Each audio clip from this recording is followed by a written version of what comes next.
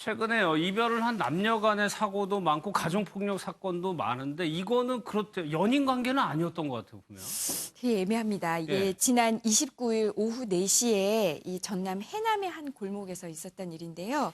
한 남성이 50대 여성을 차량으로 치고 달아났습니다. 예. 근데 이 여성이 많이 다쳤어요. 왜냐하면은 이 차량이 이 여성의 신체를 밟고 지나가는 좀 그런 끔찍한 행위를 저질러서 전신이 크게 다쳤고요. 특히 다리 신경은 거의 괴사해서 괴사할 위험에 처해 예. 있다고 하는데 다행히 다음 날 광주에서 이 남성이 잡혔는데요. 이 남성은 40대 남성으로 밝혀졌습니다. 그러면 하정표는 왜 그랬느냐는 건데 만난 적이 있는 사이입니까? 둘이 안면이 있어요? 예, 그러니까 우연한 자리에서 한두 차례 만났다고 하는데 네. 한두 차례 만난 이후에 이제 이 피해 여성 측에서 연락하지 말라라고 만남을 거부하는 듯한 그렇게 이야기를 했더니 아마 거기에 앙심을 품고 일종의 보복을 한 것이 아니냐 이런 이야기가 나오는데 얼마 전에도 어떤 여성이 한 남성이 좀 가볍게 좀 만나보자라고 해서 예. 만남을 한두 번 가졌다가 성격이 안 맞는다라고 해서 더 이상 만나지 말자로 거부했더니 그때부터 남성이 앙심을 품고 이제 막 괴롭히다가 문제가 된 사건이 있었는데 이것도 일종의 그런 사건이 아니냐. 그러니까 우리가 좀 깊이 사귀다가 헤어진 다음에 앙심을 품고 하는 사건도 이렇게 많이 있지만 이렇게 깊이 사귄 것도 아닌데 한두 번 만났는데도 불구하고 남성이 그 상대 여성한테 굉장히 집착을 해가지고 그 여성이 거부하는 것을 굉장히 자신을 무시하는 행위라고 생각해서 공격하는 이런 일까지도 벌어지고 있어서 정말 이 여성분들이 느끼는 이 사회에서의 공포감이 커지고 있는 것 같습니다. 그러니까 만나자고 한 거를 그냥 거절한 것 뿐이에요. 그런데 거의 목숨을 잃을 정도의 사고까지 일으켰거든요.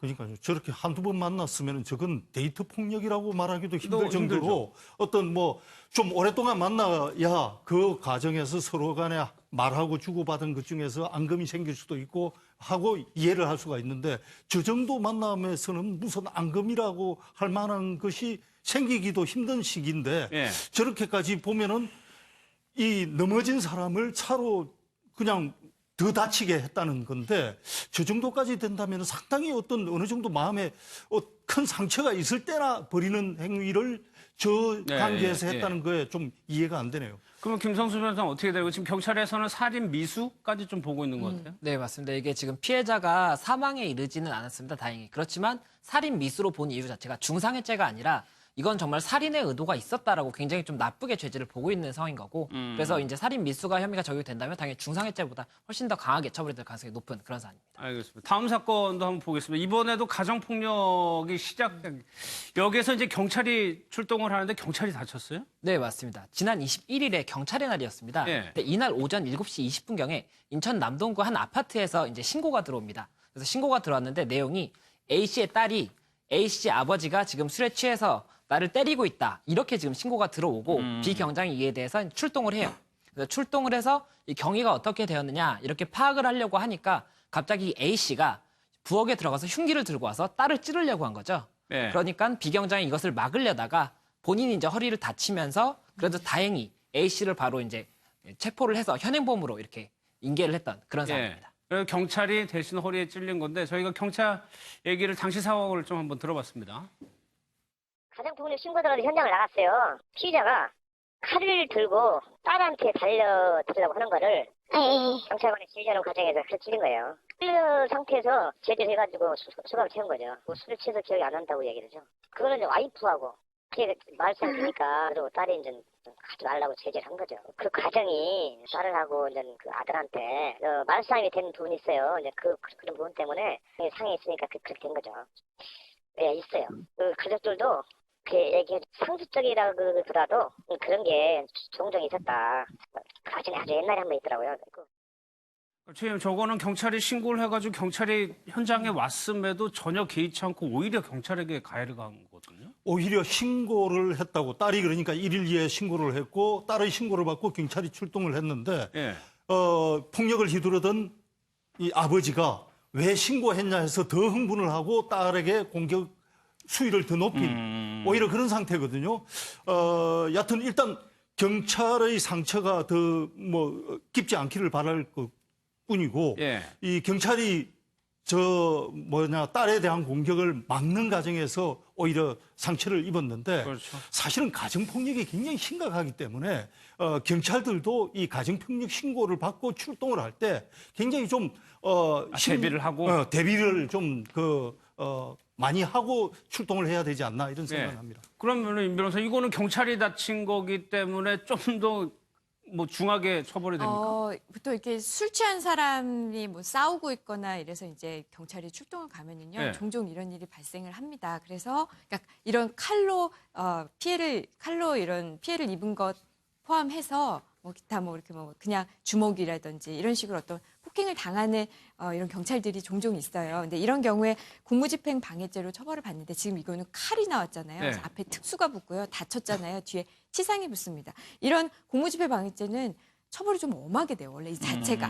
이 출동한 경찰에 대해서 여기에 대해서 어떤 폭력을 행사한 거는 원래 처벌이 중한데 근데 앞에 말씀드렸듯이 특수가 들어가고 뒤에 치상까지 붙었잖아요. 저는 굉장히 엄벌에 처해질 거라고 그래야 되겠죠. 예. 예, 그리고 비경정이 지금 3시간 정도 봉합 수술을 받고 입원 회복 중이라고 하니까 네. 이 상처 자체가 얕지가 않은 거거든요. 그렇기 때문에 이제 특수 공무 방해인데 치상도 그 상해도 중하기 때문에 더 강하게 처벌될 가능성이 높을 것으로 보입니다. 알겠습니다.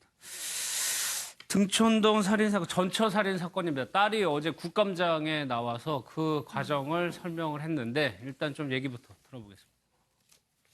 가정폭력의 현주소를 보여주신 등촌동 주차장 살인사건의 유족님 와주셨습니다. 우리 유족께서는 지난 4년 동안 6번이나 거처를 옮기셨다고 했는데 맞으신가요?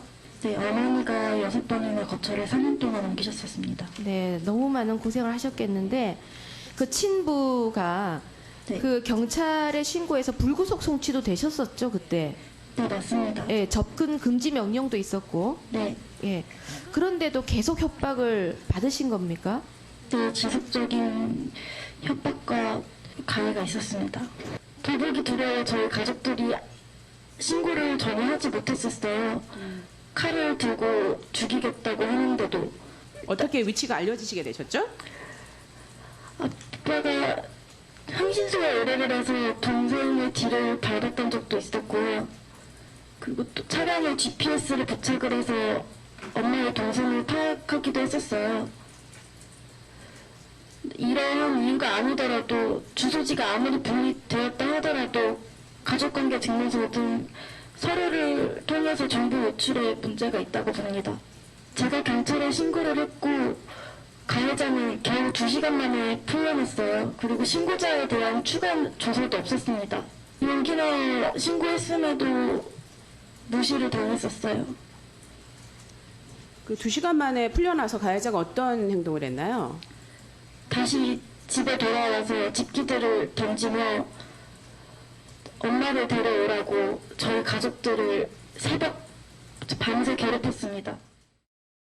어제 국감장의 모습을 먼저 보면은 굉장히 어려운 자리인데 신상을 보호하기 때문에 이런 장치를 설치를 한 것 같아요. 네, 맞습니다. 지금 화면을 보시면 우선 들어올 때 저렇게 그 국회 관계자들이 우산을 펼쳐서 그 얼굴을 가려줬고요. 그다음에 지금 저 나무판으로 보이는 저 가림막 안에 들어가서 증언을 했습니다. 근데 가림판에 미세하게 그 틈이 있었어요. 그 틈마저 종이로 모두 가려서 철저하게 이제 그 신원이 노출되지 않도록 했고요. 지금 목소리 들어서 변조된 목소리긴 하지만 들어보시면은 다 느끼셨겠지만 지금 며칠 전 어머니를 아버지의 그 폭력에 의해서 잃은 네, 그 피해자의 딸의 목소리라고 보기에는 너무도 덤덤한 덤덤하죠. 목소리잖아요. 네. 이게 지금 어머니가 본인의 엄마가 20년 동안 아버지에게 폭행을 당했고 폭력을 당했고 이혼한 후에도 4년 동안 계속 아버지에게 폭력과 뭐 스토킹 이런 걸 당한 상태잖아요. 근데 어머니만 당했겠습니까? 저는 이 자식들에게도 그런 폭력이 가해졌을 가능성이 높다고 보고요. 설사 실제적으로 신체적인 폭력을 직접적으로 자녀들에게 하지 않았다 하더라도 네. 자녀들 입장에서는 어머니가 맞는 모습을 보는 것 자체가 이미 정서적으로 굉장한 폭력이고 학대거든요. 그런 모습을 굉장히 장시간 동안 보아왔기 때문에 이런 그 커다란 이 상처와 슬픔 안에서도 저렇게 오열 없이 네, 예. 덤덤하게 증언할 수 있었던 것으로 보입니다. 앞서 경찰부는 자신의 몸을 던져가지고 가정폭력을 막으려고 했는데 이번 같은 경우에는 그렇게 용기를 내가지고 자신의 아빠를 신고했는데 3시간 만에 풀려나오더라. 이렇게 얘기를 했어요. 말이 안 되는 거죠. 우리 그 정치 사건 다룰 때는 보면은 어지간하면 구속시키지 않습니까? 네. 그런데 가정폭력범은 구속을 안 시켜요.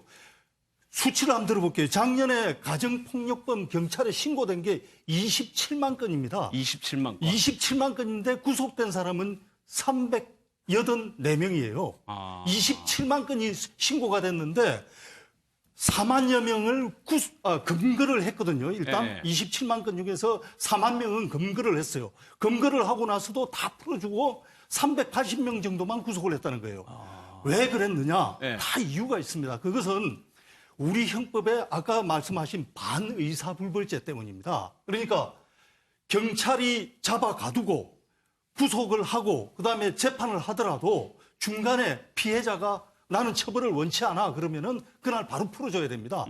반의사불벌죄라는 게 피해자가 처벌을 원하지 않으면 무조건 풀어줘야 된다는 조항이거든요. 예. 그러다 보니까 언제 피해자가 용서한다 말할지 모르는데 용서한다는 말하면은 그동안 해왔던 일이 전부 다 없던 일이 되는데 어느 경찰이 거기다가 공들여서 수사를 하고 어느 판사가 거기에 공들여서 재판을 하겠습니까? 어느 날 없던 일이 될 건데. 그래서 저는 지금 국회가 피해자를 불러다가 오늘 정언을 받았는데 예. 국회가 그럴 자격이 있느냐? 저는 자격이 없다고 봅니다.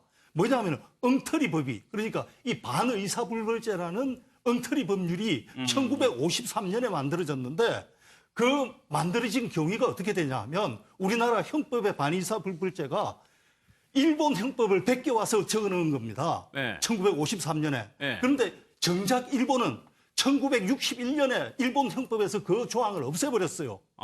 그런데 우리만 그걸 아직까지 쥐고 있는 겁니다. 누구 잘못이냐? 국회 잘못이죠. 그런데 국회가 그렇게 법을 엉터리로 유지해 온 사람들이 뭘 잘했다고 피해자를 불러다가 정언을 받고 합니까? 네, 예. 그래가지고 저 딸의 얘기를 들어보면 김성수 변호사님 뭐랄까 두려움에 떨고 있는데 거기에 대해서 앱을 깔아라 그렇게 얘기를 했다는 거예요 경찰이? 네, 맞습니다. 신고할 지금 수 있는? 딸의 이야기에 따르면 2015년에 한 번 이미 집 앞에 칼을 들고 찾아서 신고를 했을 때 예. 2시간 만에 불구속 송치로 끝났다. 그리고 그때 당시에 접근 금지 명령은 받았지만 계속 협박을 해왔다라고 이야기를 하고 있고 2016년에 용기를 내서 다시 신고를 했는데 실질적으로 지금 위해를 하는 행위가 없기 때문에 뭐 처벌을 해봤자 미미하다. 그러니까 앱을 깔아라. 앱을 깔면 바로 이제 부르면 오겠다. 이렇게 이야기를 했다는 거죠. 실질적인 가해가 없다는 거는 실제 때리지 않았다는 네, 맞습니다. 그리고 뭐 협박을 했다고 한다면 말로만 한 부분에 대해서는 사실 처벌이 강하게 나오지 않을 가능성이 높기 때문에 아마 그런 의견을 좀 이야기를 했던 것 같은데 예. 실질적으로는 그 가정폭력의 피해자들은 굉장히 참고 두려움에 떨다가 신고를 하게 되는 부분인데 그런 부분에 대해서 이제 아무래도 좀 경찰의 대응이 미미한 것이 아니었냐 이런 비판들이 좀 나오고 있는 상황인 것이고 그리고 실제 이제 제도 자체의 문제도 있습니다. 이게 접근 금지 명령을 받으면 이에 대해서 위반을 한다면 뭐 형사적으로 바로 구속을 한다든지 이렇게 네. 좀 강하게 처벌을 했어야 되는데 이미 피의자의 경우에는 접근 금지 명령을 한번 받으면 굉장한 앙심을 품게 되거든요. 오히려? 예, 오히려 그리고 그때 그걸 위반할 때는 굉장히 이제 크게 복수할 마음을 갖고 있는 경우가 많기 때문에 이런 경우에는 만약에 한 번 적발이 된다면 즉시 굉장히 좀 크게 처벌해야 되는데 현재는 과태료 예, 규정밖에 예, 없는 예. 거거든요. 그러니까 돈만 내면 되는 거기 때문에 이 접근금지 명령을 무서워하는 사람들이 별로 없어요. 그러니까 그런 부분들에 대해서도 제도적으로 많이 보완이 되어야 되는 것이 아닌가 뭐 이런 이야기도 나오고 있고 또 가정폭력이 더 이상 이제 가정 내 일로 보완 치부할 수 없다 이런 이야기도 나오고 있는 상황이어서 조금 더 많은 검토가 이번 사건으로 인해서 돼야 되는 것이 아닌가 싶습니다.